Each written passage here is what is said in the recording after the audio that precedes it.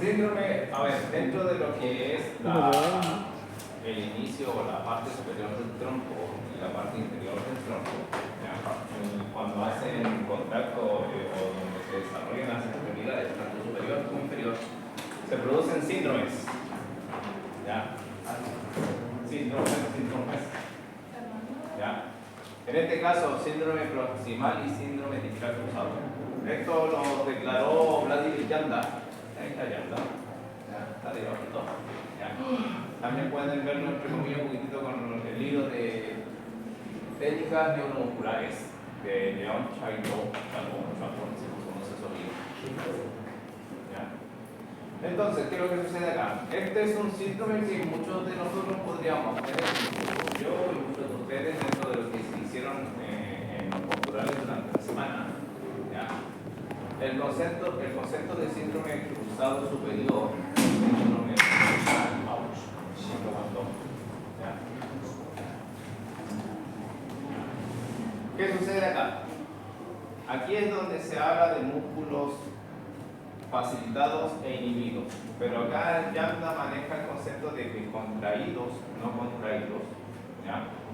O se inhiben. Vuelvo a lo mismo que explicando en los laboratorios, el concepto de facilitado e inhibido pierde fuerza con la traducción. ¿Ya? El concepto de músculo facilitado es cuando los músculos están más cerca. Ahí te vas a poner frente ahí. ¿Ya? ¿Ya? Y el concepto de músculo inhibido es que los puntos de inserción están más alejados. ¿Ya? Lo que los libros quieren decir es que cuando el músculo está facilitado es que por el acercamiento de los puntos de inserción se asume de que al músculo ya se le está haciendo su función. Por eso se habla de facilitado. Su función ya está facilitada. ¿Ya?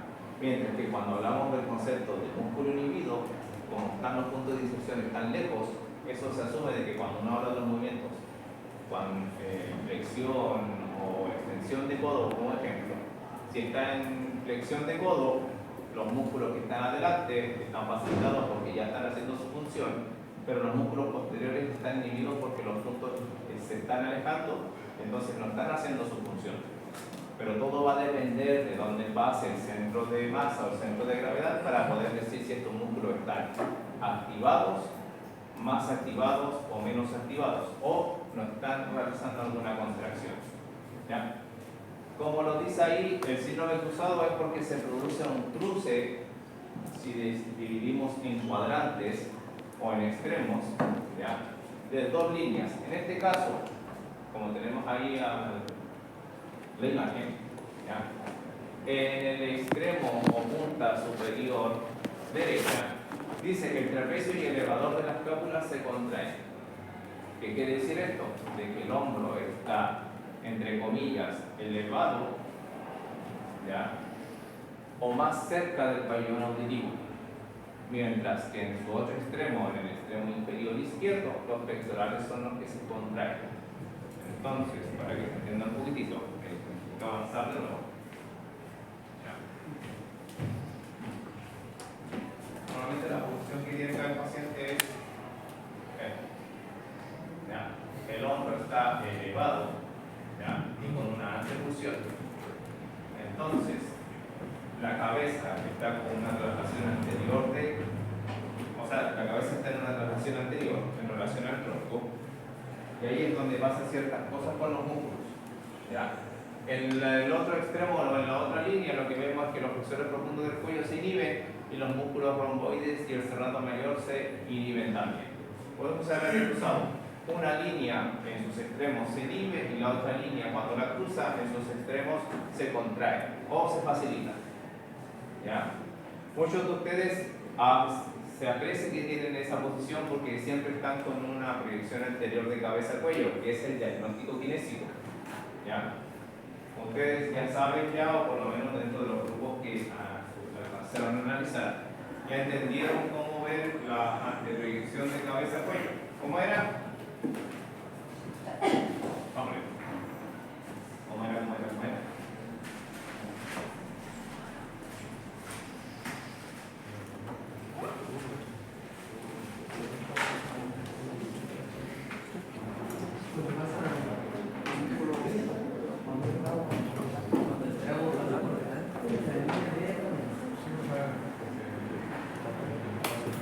¿Qué preguntó? ¿Cómo vemos la distribución de cabeza sobre el cuello? Cuando el trago pasa adelante de la línea de la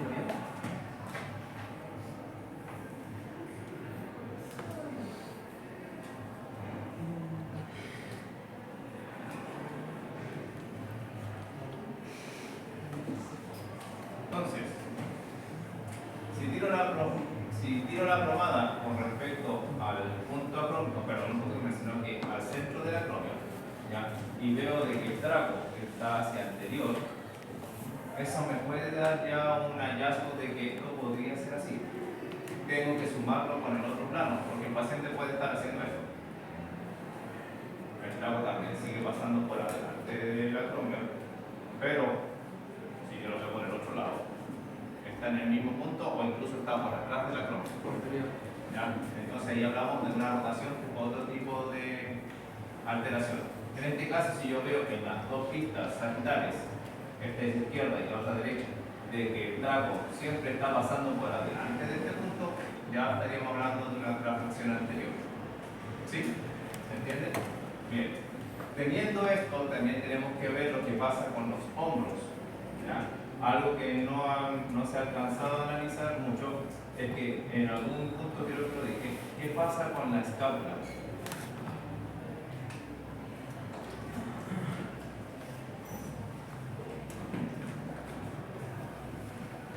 Vamos a prender la luz. ¿O préndala?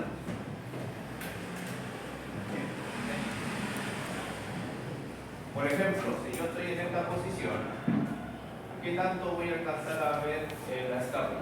Si me pongo con esta gente hacia atrás. ¿Voy a alcanzar a ver algo de la parte posterior de la escápula o no? Para que se entienda.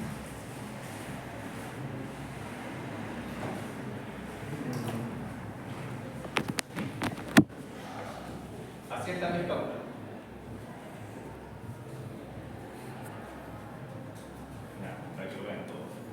¿Qué pasa si la escápula está en esa posición? ¿Qué voy a alcanzar a ver? ¿Más de la escápula o menos de la escápula? Más, porque está en esta posición. Este contorno, si lo alcanzo a ver de la escápula, que puede ser más o menos, va a darme a entender si es que el hombro está en una repulsión o no, o muchas veces en una retropulsión.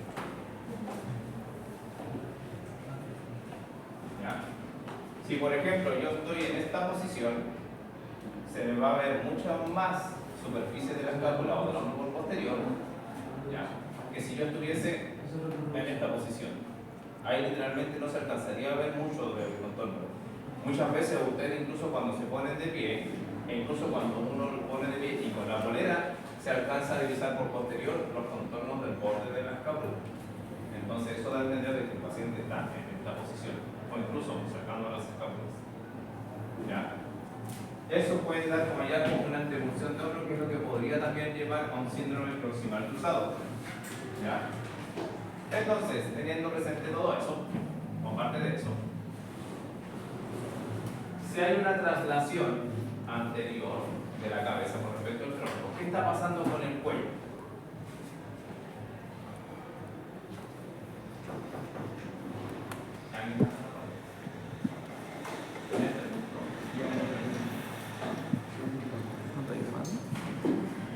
¿Qué pasa con el cuello?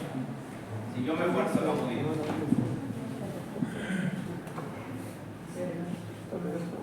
¿Sí? Ya, pero ¿qué movimientos, entre comillas, se producen? Si yo hago esto. ¿Qué pasa en relación cabeza-cuello y después cuello sobre tronco?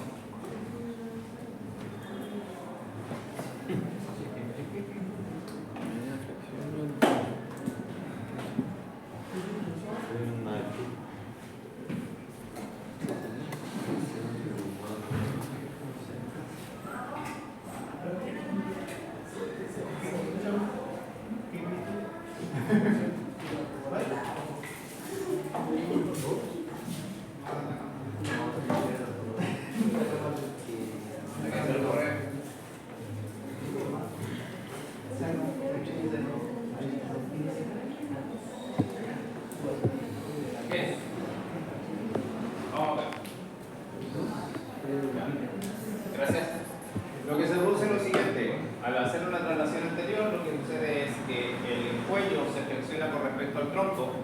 Voy para adelante de nuevo.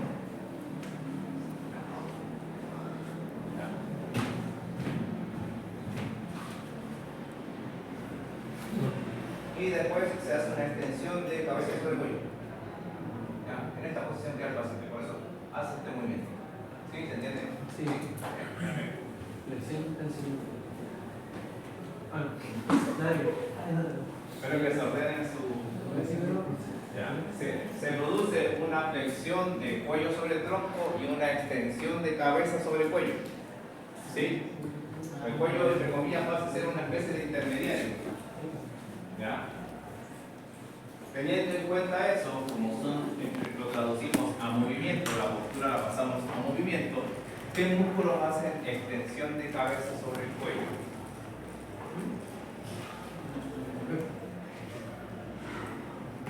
¿Qué músculo que no se puede? Hacen extensión de cabeza sobre el cuello. Trapecio. ¿Trapecio? ¿Cuál?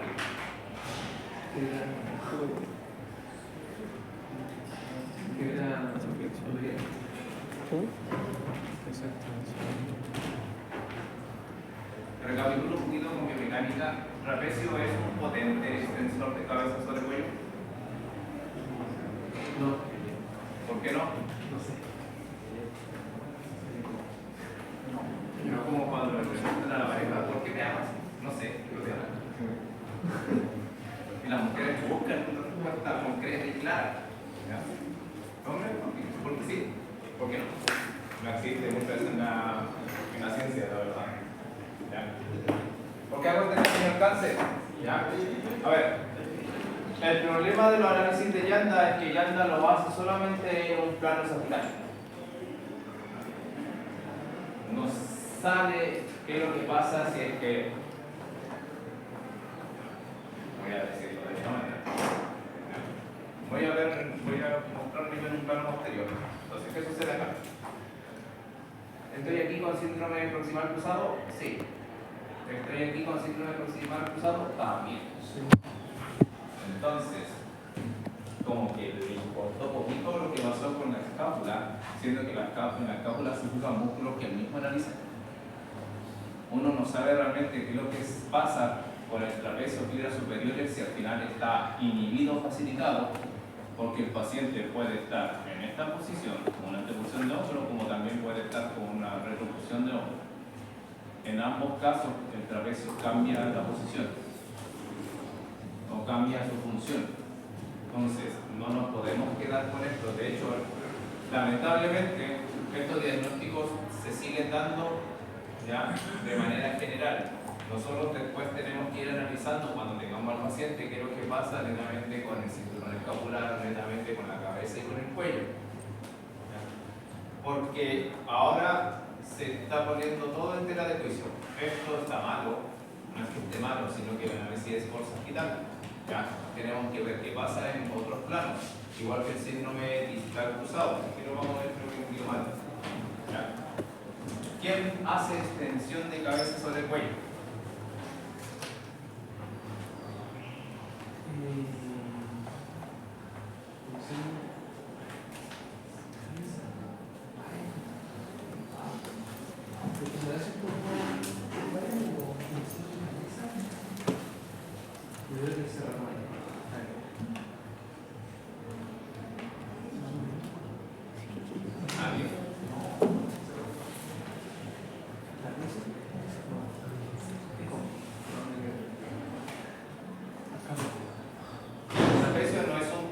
Extensor de cabeza al cuello por el hecho de que sus fibras son más horizontales que verticales.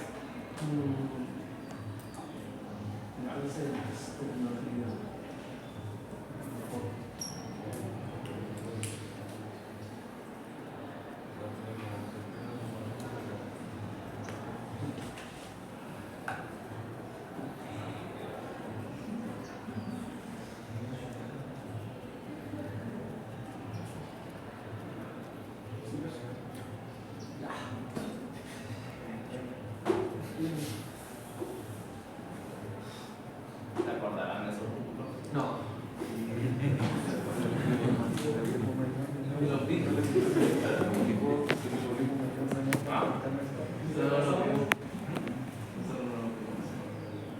Hay que hacer detalle, si se cruzan con un paciente que tiene síndrome proximal cruzado, tienen que nombrar los músculos.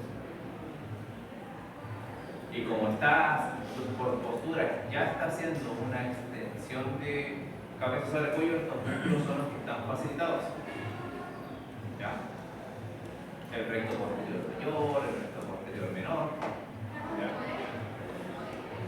Son uno de ellos. Sigamos viendo.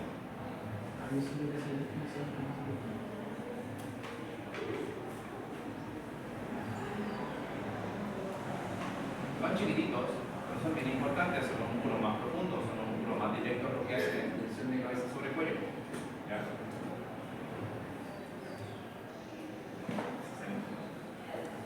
Y estos de acá, Músculo oblicuo superior y oblicuo inferior. Ayudan a hacer estos movimientos.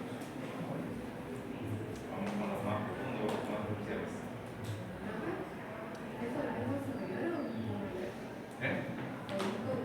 Oblicuo superior y oblicuo inferior.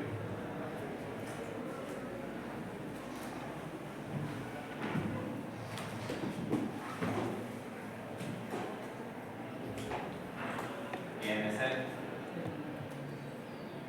que salió ahí. Ahora.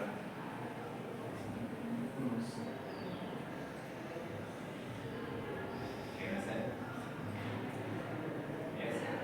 Bueno, ahí estamos. Lo que decía recién. No, para mucho no tenemos que. Es un estereotipo.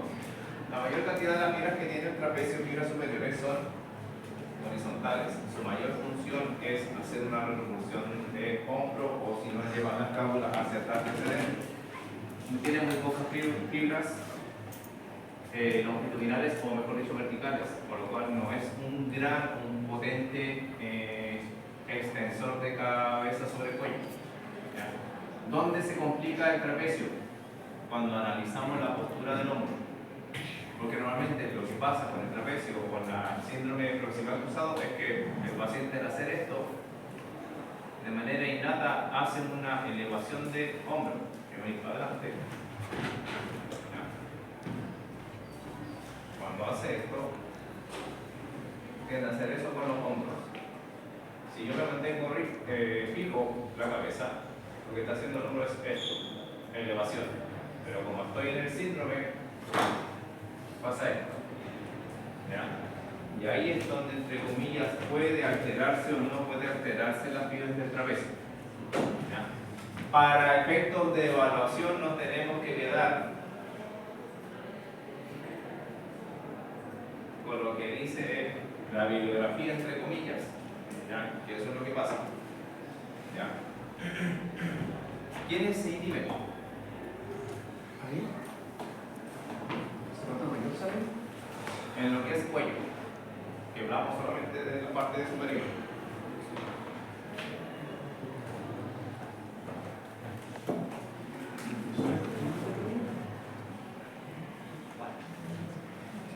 Yo no soy muy amante de la memoria. ¿Ya? Yo tengo memoria sensitiva, por eso que me aprendo las cosas un poquitito más rápido, porque siempre me acuerdo de algo con la canción. ¿Ya? Pero lo digo en el aspecto de que cuando el toque es práctico, es una recomendación de que se aprendan estas cosas de memoria, porque si se encuentran con este síndrome, ¿cuáles son los músculos facilitados? Independiente si es que en la vida real el paciente los tenga o no, pero por lo menos llegan a un análisis por repetición. ¿Ya? Lo cual, entre comillas, para la nota y para entenderlo está bien. ¿Ya? Si yo sé de que los músculos sucivitales son los que están acortados o facilitados, los voy a ir a evaluar y los voy a tratar. ¿Ya? Por lo menos ya sé que son esos. ¿Ya? Y si encuentro que no están tan mal como uno esperaba, entonces cambio otro músculo. Lo mismo pasa con el trapecio, en este caso fibras superiores. ¿Ya? Si yo sé de que según el libro o según la bibliografía están acortados o facilitados, bien, los tengo que ir a evaluar y el postural o la evaluación me va a decir si es que realmente o no están acortados. ¿Ya? Los pectorales se contraen. ¿Qué quiere decir esto? Que en esta posición, cuando está haciendo esto, hay una antepulsión de hombro. Entonces el pectoral no genera muchas veces una contracción. Ese es el problema de la... Como estoy haciendo esto, ¿qué pasa con los hombros? Por gravedad y el peso del segmento se van hacia adelante. El pectoral está contrayéndose. No, la posición hace de que el pectoral se acorte. Es como que si yo estuviese todo el día con el brazo así, flexionado, el músculo no está trabajando, sino que yo lo estoy llevando a esa posición y cuando yo intente mañana estirarlo, me va a costar mucho volver a estirarlo. ¿Ya? Eso pasa con el pectoral mayor en este caso y también con el pectoral menor. Producto de la posición que se generó, los hombros se van hacia adelante y el peso de las extremidades hacen de que se genere esta antepulsión. ¿Sí? No están contraídos, sino que están acortados. Ahí hay que tener cuidado con el uso de la palabra. Pero, como sé que ustedes son alumnos y yo también fui alumno, me baso en lo que dice el libro. ¿Ya? Pero más adelante van a entender de que el razonamiento va a hacerlos entender de que no es lo que pasa. Y es bueno que se lo cuestionen. ¿Ya? Está bien que se lo aprendan, pero es bueno que se cuestionen las cosas que dicen los libros. ¿Ya? Con respecto al otro extremo, por ejemplo, hacia arriba dice los flexores profundos del cuello se inhiben. Nómenme un flexor profundo del cuello. Flexor profundo del cuello. No.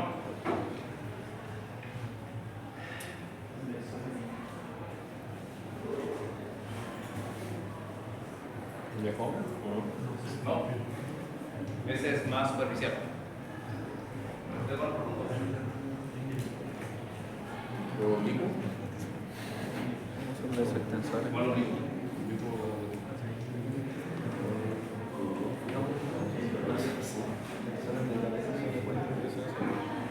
Uno de los más importantes que uno y yo me lo palpo. Yo me corro. ¿Ya? ¿Sí? Lo torturo totalmente. Es el largo del cuello. Es uno de los músculos más profundos que tiene el cuello. Literalmente se adosan en la cara anterior de los cuerpos vertebrales de las cervicales.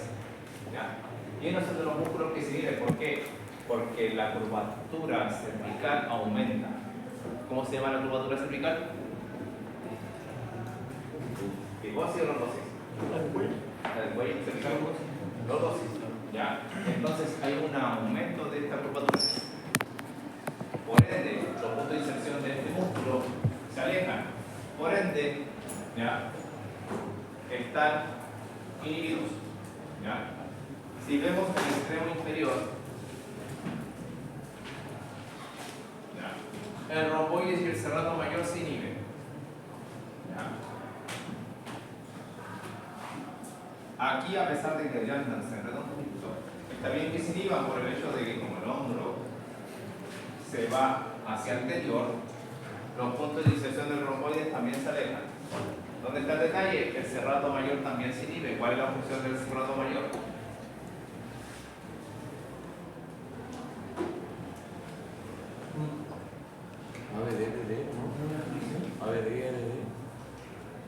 ¿Cuál es la función del serrato? ABD y AD, perdón. ¿De qué?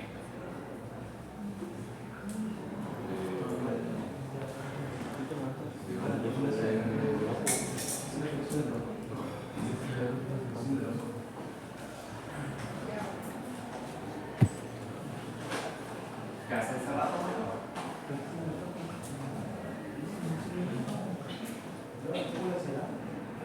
Ya. Si supuestamente está en una antepulsión de hombro, ¿por qué está inhibido?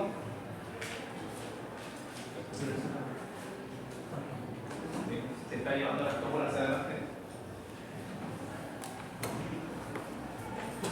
¿Podría estar inhibido?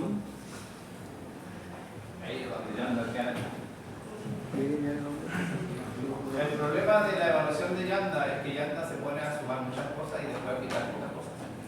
Lo que falta nombrar ahí es que la escápula está en, bueno, coloquialmente o de mala manera se dice escápula alada. ¿Cómo lo? Alada. Alada. Como dice ahí, la escápula o el borde vertebral de la escápula se separa de la parrilla costal. Y es por eso que habla de que el serrato mayor está inhibido, no está haciendo su función. La escápula se está separando de la barriga frontal. ¿Ya? Eso es lo que no se habla mucho en ese aspecto. ¿Ya? ¿Se entendió parte de esto? Sí. Sí. Bien. Muchos de ustedes, por lo que alcancé a ver, tienen esto, o la mitad hacia arriba o la mitad hacia abajo. ¿Ya? Hay algunos que tienen una traslación anterior pura de cabeza, cuello, y hay otros que tienen el conjunto completo. ¿Ya? Tienen un aumento de la lordosis cervical y tienen un aumento de la cifosis dorsal. ¿Ya? Y algunos que tienen una rectificación dorsal, generalmente tienen la columna dorsal bastante plana. ¿Ya? Bien.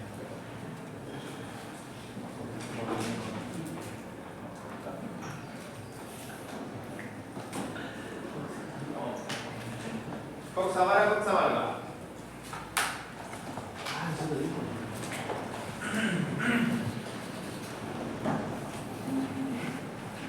Pregunto por si acaso, ¿lo vieron en el trastorno del aparato locomotor?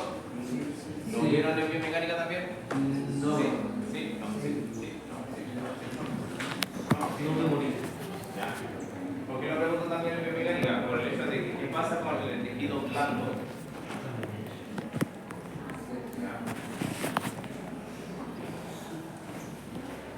Por ejemplo, ¿qué pasa con el glúteo mayor? Con la coxavara.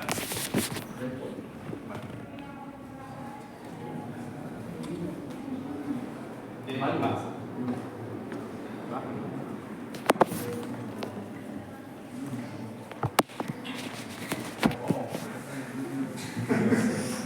Otro.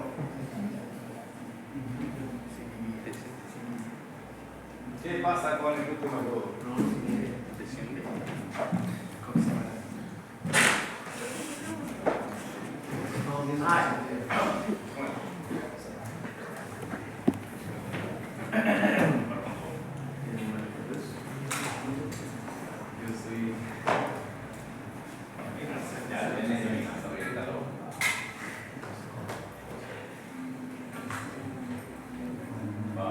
¿La coxavara por mismo? ¿Ah? ¿Por la coxavara? Ya. Vamos con coxavara. Ya. Primero, ¿qué es lo que es coxavara?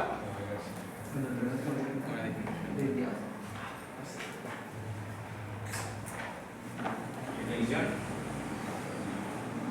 Si lo vieron, dijeron que lo vieron. Así que, mírame coxavara.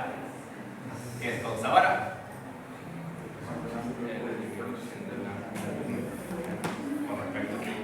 Con respecto a No.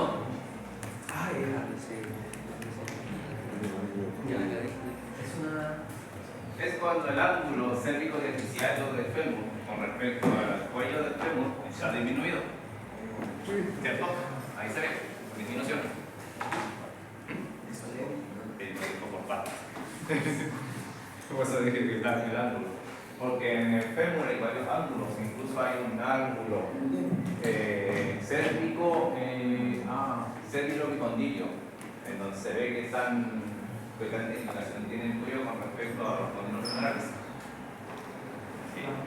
Sí, la torsión del fémur, por eso. Me dijiste primero el ángulo, otro te dije el otro. ¿Qué más? Pero bien, entonces. Ahí se facilita el glúteo, ¿no? ¿Ah? Se facilitaría el glúteo, ¿no? Que se acercaría. Depende. La primera proyección de lo que dice el compañero está bien. ¿La entendieron? ¿La entendieron? ¿Sí? ¿Qué cosa? No lo entendí. Bien, a ver. La pregunta era o es, ¿qué pasa con el glúteo medio de ese lado cuando el paciente presenta una coxavara? Su compañero dice que se facilita. En este traducido, los puntos de inserción se acercan. Una decisión de la Entonces la pregunta es, ¿eso está completamente correcto o tiene que pasar algo más? algo más. ¿Qué más tendría que pasar?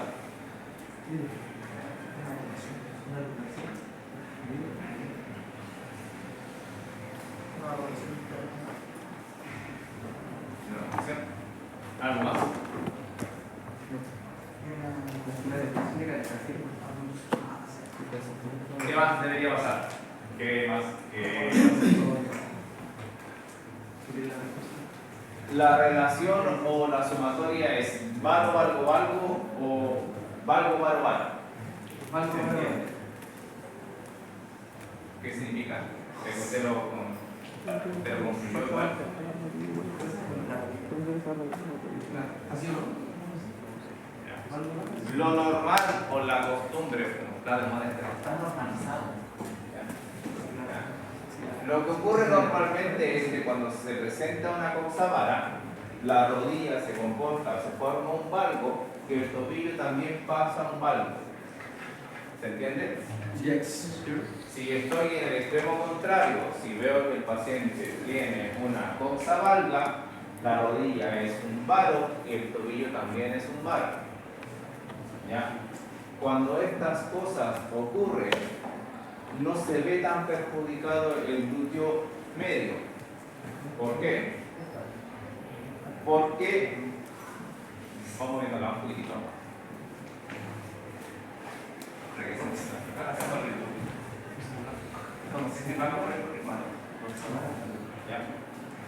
Si yo sé que la rodilla está en valgo, ¿qué significa que está en valgo? Que la cara interna de la rodilla se juntan o una se superpone a la otra, entonces se mueve todo el hueso. Sigue siendo esto valgo y valgo. Entonces, la distancia que hay es similar, o no se ve tan afectado. Cuando ocurre todo lo contrario, cuando estoy frente a un paciente con una coxavara y coloquialmente hablando, son estas personas que no se bajan del caballo. Ustedes lo conocen, normalmente han visto que hay una persona que caminan así, ¿cierto? ¿Ya? Entonces, se contrapone a toda la normalización que aparece normalmente con el coxavara. Tengo una coxavara y tengo una rodilla en valgo. Ahí es donde esto se mantiene o sube, que sería el trocánter mayor. Y ahí es donde sí o sí se ve afectado el glúteo medio. Se ve facilitado. ¿Qué significa que se vea facilitado? Que su función ya se está haciendo. Pero lo malo de eso es que le están haciendo el trabajo. ¿Ya? En vez de estar acostumbrado a cumplir todo este arco de movimiento, ya, yo no tengo eso todavía, el paciente ya está en esta posición, entonces su arco es menor.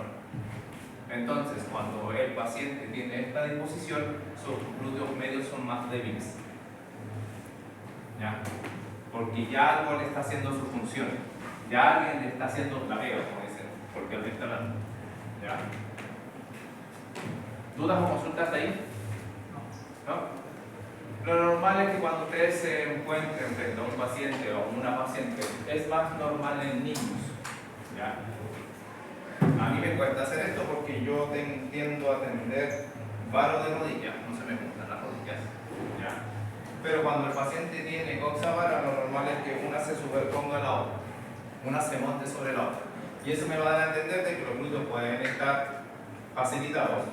¿Ya? Y si yo veo el análisis del fémur en este caso, ¿cómo están los aductores? Explicaré. Si estoy en esta posición. ¿Facilitados o inhibidos? ¿Inhibidos? ¿Inhibidos o facilitados? Si estoy una sola. Facilitados, punto de decisión está más cerca. ¿Ya? Eso tienen que empezar a analizar cuando vayan a ver el análisis postural. Si yo lo veo para análisis postural primero, le pido al paciente que se ponga de pie y yo veo que una rodilla se cabalga sobre la otra, que eso es lo que yo estoy observando. Entonces, cuando yo hago toda la sumatura de análisis, después digo, los aductores, aductor mayor, medio y menor, ¿ya? Del lado izquierdo están facilitados o acortados. ¿Ya? ¿Se entiende hasta ahí? Bien. Coxavalga. Casi la misma definición es cuando el ángulo célico deficiario del fémur con el cuello del fémur está aumentado. ¿Ya? Entonces, aquí tiende a relacionarse con varo de rodilla y con un varo de retropié. ¿Ya? Y aquí, ¿qué es lo que sucede? ¿Ya? va a depender netamente de cómo se comporte la extremidad o cómo se observe la extremidad. Si nosotros vemos que las rodillas se ven más separadas, el glúteo medio va a estar más acortado o facilitado. Si yo veo que la rodilla está más cerca una de otra, o se ve dentro de lo normal, la afectación no va a ser tan importante. ¿Ya? Entonces ahí es donde ustedes tienen que analizar repitiendo lo que se observa. ¿Ya? Vuelvo a repetir. Va a depender netamente de lo que se observa en ese punto. Pero lo ideal es que igual ustedes ya se manejen con, ya si tiene esto y tiene esto, debería dar por lo menos un acortamiento de esto. ¿Ya? Independiente si es que al final el paciente lo tenga o no lo tenga, porque el problema de los posturales a nivel general es que, como siempre dicen, es solo la primera impresión. ¿Ya? Después del postural yo tengo que hacer una evaluación funcional, una evaluación con pruebas especiales, volumetría, fuerza muscular, como para ver bien si es que la musculatura está realmente acortada o no, si es que los ligamentos están realmente acortados o no, y si es que esta estructura es funcional o no. ¿Ya? Da lo mismo muchas veces decir que está acortado o no, si al final el paciente es funcional con lo que tiene. Yo siempre lo digo en casi todos los ramos cuando toma con mayor especialidad, y lo digo más que todo en segundo semestre. Estamos en Chile. En Chile, uno no va al médico hasta que ya el medicamento deja de hacer efecto.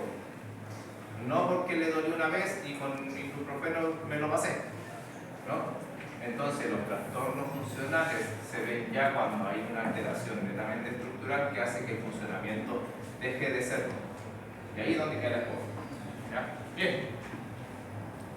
Lo que estábamos hablando. ¿Ya? Dice así.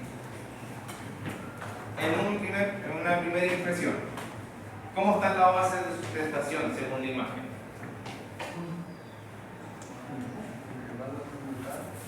Ya, bien. Ya. ¿Están de acuerdo? Ya. Las bases de sustentación en el banco están aumentadas y en el varo están disminuidas. ¿Ya? Esa es la primera impresión. ¿Qué es lo que sucede? Muchas veces algunos pacientes se paran como vaqueros. Tengo varo y tengo la base aumentada y no se condice con el tirón. ¿Ya? Vuelvo a repetir, esto es lo que normalmente se puede alcanzar a ver. Y varo de rodilla. ¿Ya? ¿Dónde está el problema? Se esfuerza muchas veces a los niños a que tengan los pies juntos. Y eso es donde, ahí es donde aparece el acabalgamiento. ¿Qué quiere decir esto? Que, yo tengo esto. Ya.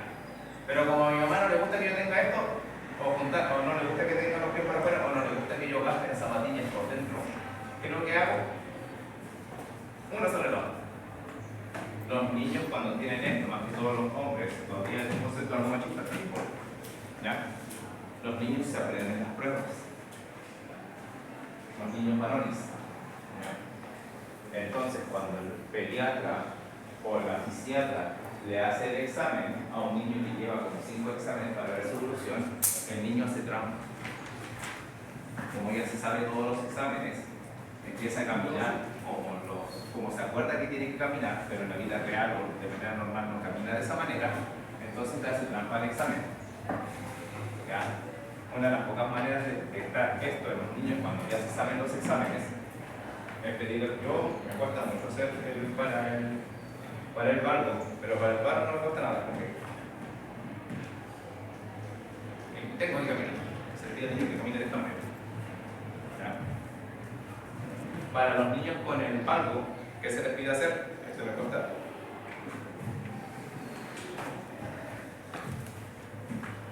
Me cuesta porque tengo raro porque ya. Y ahí es donde falla. Ahí es donde se nota el tiro, el valgo, el valgo. ¿Ya? De hecho, a mí, ¿por qué no se me produce el valgo? Porque como yo tengo una tendencia al valgo, me cuesta mucho hacer el test para el valgo. ¿Ya? Bien.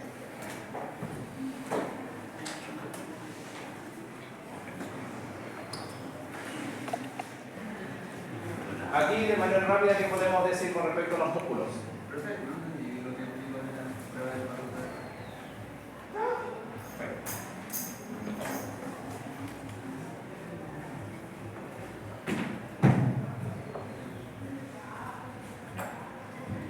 Ya, ustedes ya lo vieron. Para acá. Entonces dice así. Los niños se saben muy bien las pruebas como para poder detectar estas cosas, le piden que recoja algo, le piden que se ponga derechito y a veces como para cabalgar, acomodan las rodillas.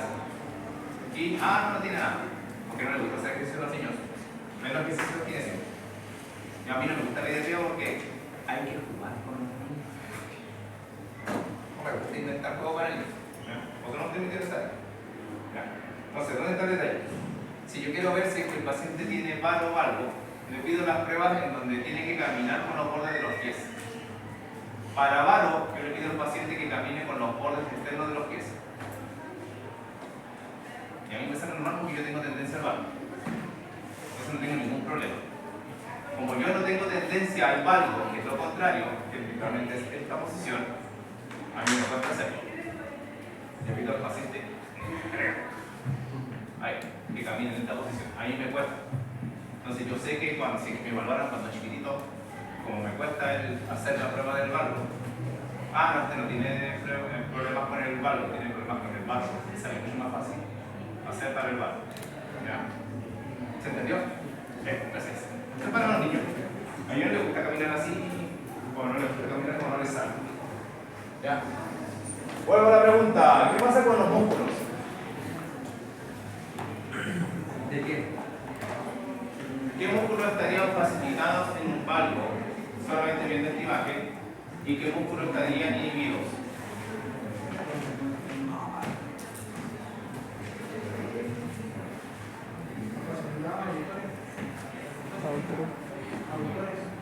¿En cuál? ¿Ya? Sí, pero eso no lo vemos. Repetimos.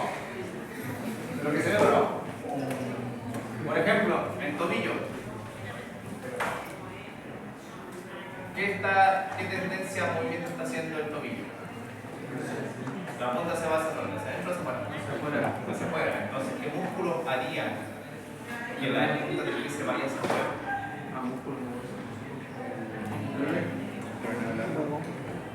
¿Cuál? Largo y corto. ¿Esos estarían entonces? Inhibidos. No, con la seguridad, pero vamos, bien, facilitados. ¿Qué músculos estarían entonces inhibidos? Que serían por el otro lado. ¿Qué músculos llevan la punta del pie hacia adentro y no lo están haciendo? ¿Cuál? El anterior. ¿Quién más?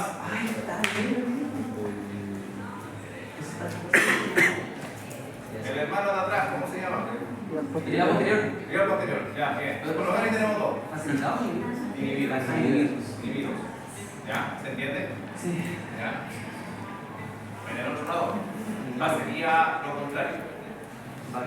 ¿Sí? Bien. Entonces, a eso voy yo. De buenas a primeras, uno puede hacer ese análisis rápido, como diagnóstico kinésico, porque es un postural. Recuerden esto, es solo un postural.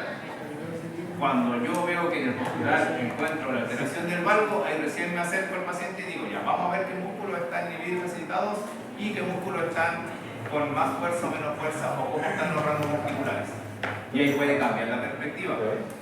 Porque el postural lo único que me va a decir, lo más probable es que el paciente tenga estos músculos acortados, estos músculos estirados de manera cordial. La posición va a estar, los músculos van a estar más fuertes o más débiles según la postura, y ahí recién cuando yo vaya a evaluar al paciente con otras técnicas, ahí recién voy a dar un diagnóstico completo. El postural solamente es lo que observo, ¿ya? Porque lo más probable es que no sea completamente como lo dijimos ahora. Esto es solamente a la observación, ¿ya? Bien, ¿qué más me queda acá?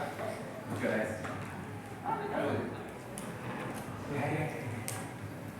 ¿Está bueno? Sí, claro, convocado y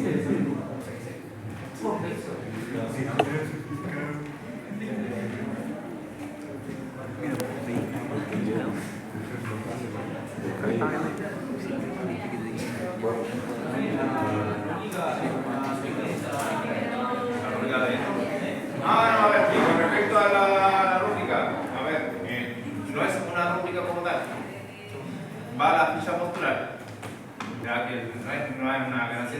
sale plano frontal posterior, plano frontal anterior, plano cervical izquierdo, derecho, podoscopio.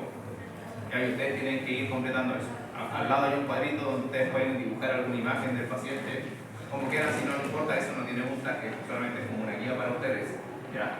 Y la, entre comillas, no es rúbrica, es una pauta de cotejo, en la cual yo lo que estoy haciendo en el práctico es como que lo llevo al podoscopio, no.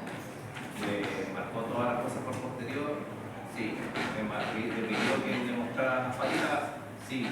Le hizo la prueba de la calza, sí. Le hizo la manera de Adams, no. Entonces, ¿por qué yo hago eso? Uno por puntaje y lo otro.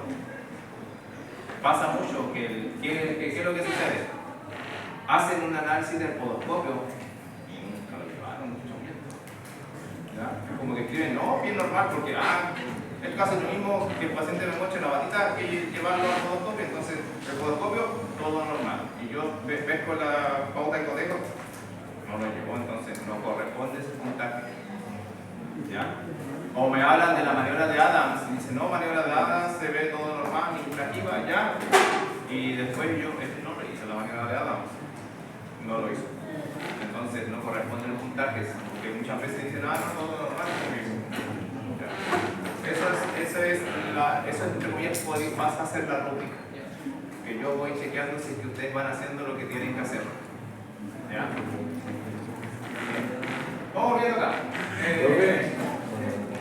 ¿Y ese PPT lo puedo subir a Internet? Sí, lo voy a subir, bueno, más ¿Y para en el anterior igual? Sí. ¿En cuál? En el anterior del Sí. Pero el dato de la prueba no, de ustedes también. La prueba de calzada. Mostrar el arco plantar y después cargar. ¿Ya? Para corregir, porque no he corregido completamente en todos los grupos. Primero para ello. ¿Ya? La maniobra de la garza es que en una pista sagital se pide al paciente que la extremidad inferior contraria, ¿ya?, la muestre al evaluador. ¿Ya?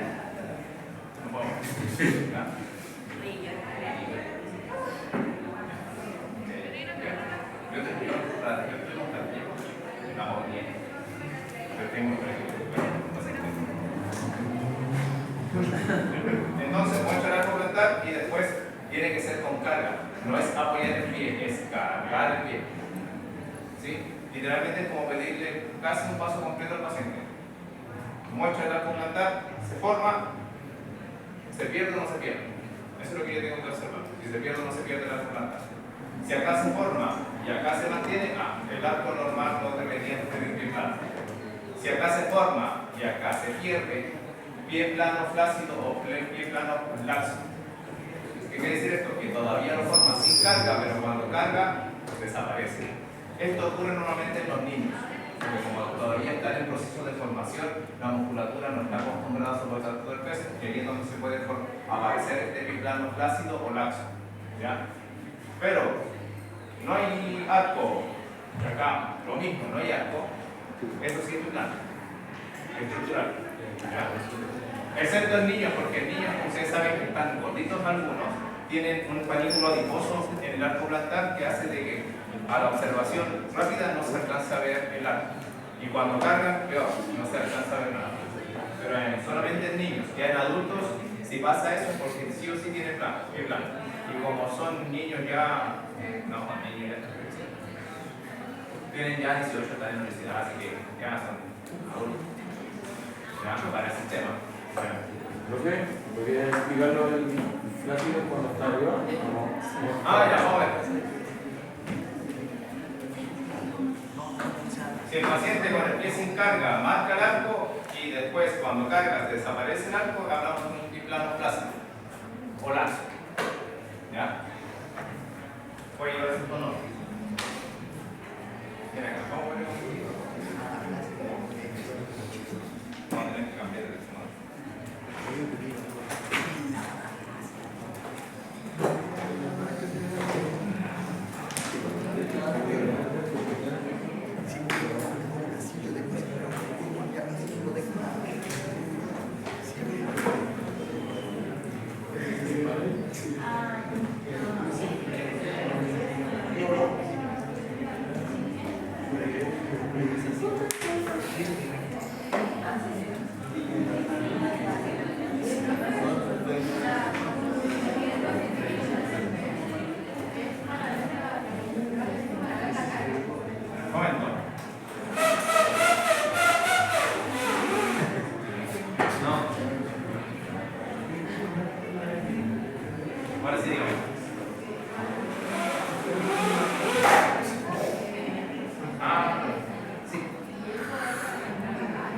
partido. Ya, eso. Gracias.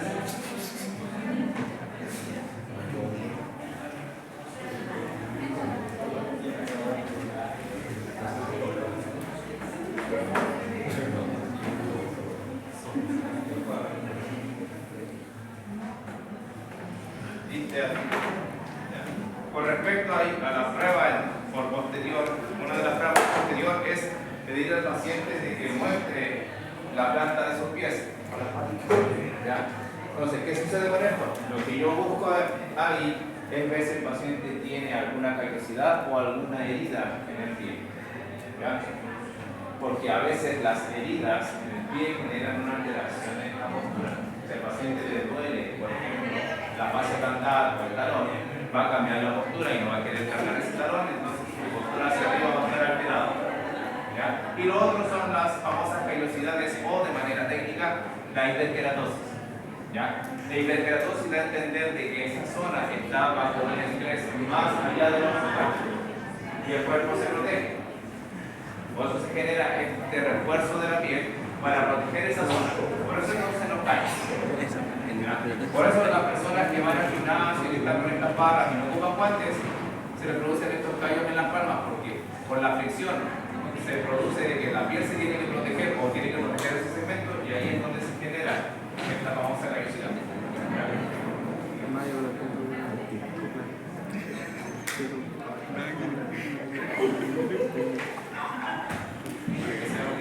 A ver, asumimos que en esta parte vemos un pie normal, ¿ya? Pero ¿qué es lo que sucede acá? Hablemos de pie plano. ¿Qué pasa en el pie plano? No se ve la. ¿Ya? ¿Y qué ocurre con los huesos, con la distribución de todo esto? ¿Ya? ¿Y qué pasa con la estructura?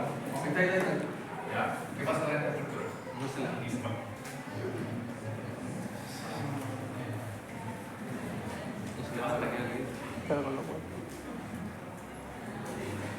¿Pasa con el calcáneo?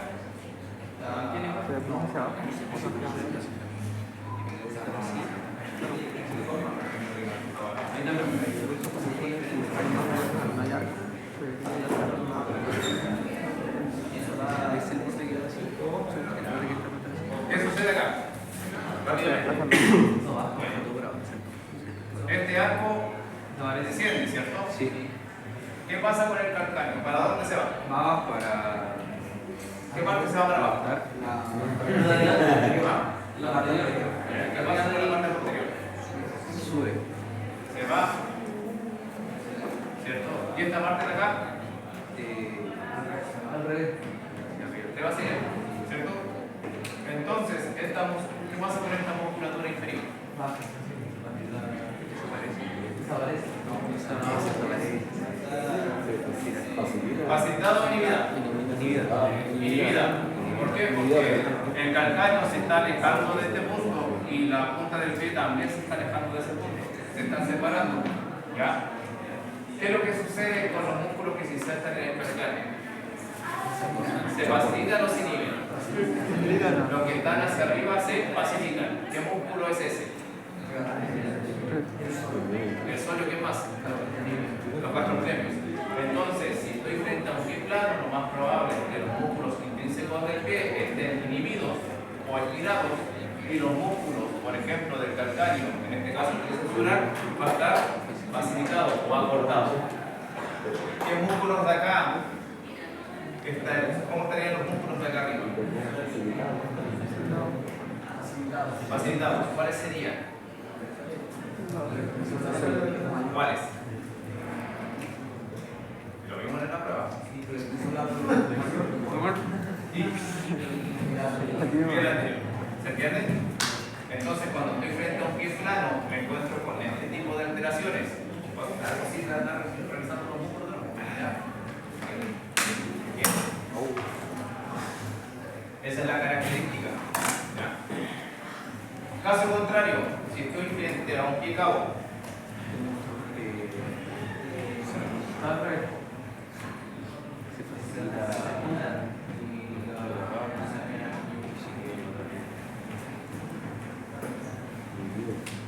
Los músculos intrínsecos del pie, que cuadrado, carpocilio, el profesor corto plantar del pie, o incluso también la fascia plantar, que no son músculos, sino que es una fascia, se acortan o se facilitan.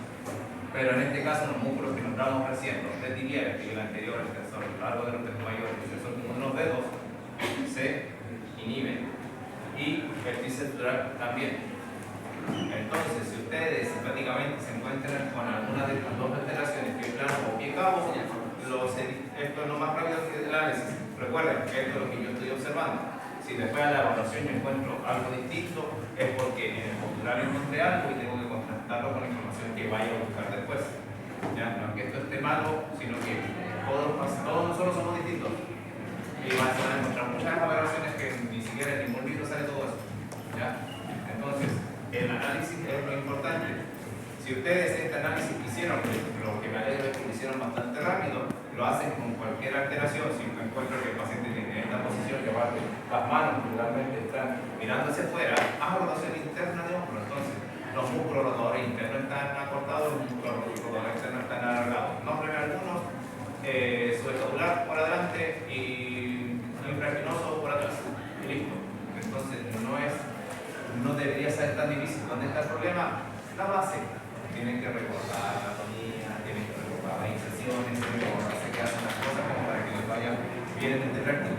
En esta parte debería solamente copiar y pegar dentro del cerebro. Como que encontré esto, al tiro, sin necesidad de pensar tanto. Pero lo que les está costando y lo que tienen que por favor practicar es demorarse menos en los posturales. Eso es importante. Díganme. El práctico se pregunta sobre el músculo inhibido facilitado a un calor. No, porque esto es diagnóstico, no estoy preguntando por una materia.